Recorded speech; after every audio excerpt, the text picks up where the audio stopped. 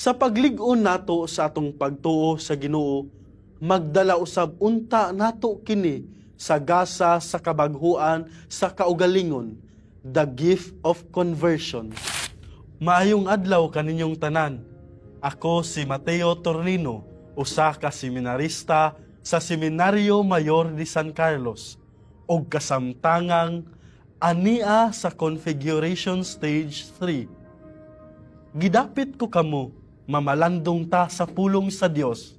Karong adlaw, ang atong ebanghelyo sumala ni San Lucas, naghisgot sa kasinatian sa tulo ka mga apostoles nga mao sila si Simon Pedro, Juan ug si Santiago nga mga anak ni Zebedeo.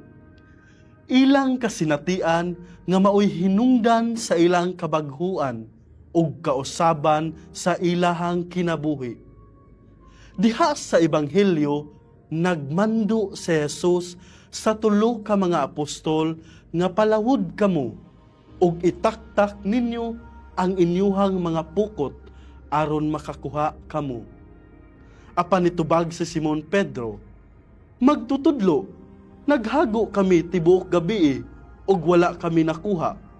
Apan kay nagsugo ka man, ako ang itaktak ang pukot. Ug diha-diha, hilabihan kadaghan ang ilahang nakuha, ug hapit magisi ang ilahang mga pukot.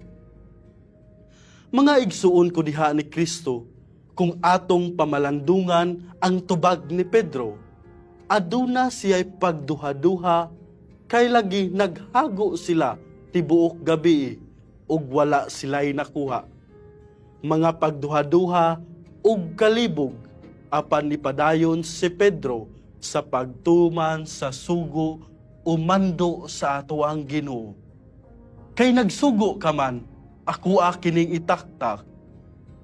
Ang ilahang pagtuman sa mando sa Ginoo, taliwala sa ilahang pagduha-duha, maoy naghatod kanila ug pagsaksi sa pagkamaayo sa Ginoo, ug naghatag kini kanila og kabag-uhan ug kausaban sa ilahang kinabuhi.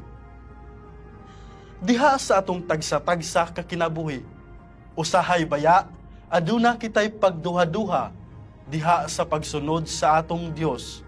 Karong adlaw, gipahinumduman kita nga sama sa mga apostol sa ebanghelyo karon, dili unta kita mahadlok ug magduha-duha nga mosunod sa mga sugo ug kabubuton sa atong Ginoo.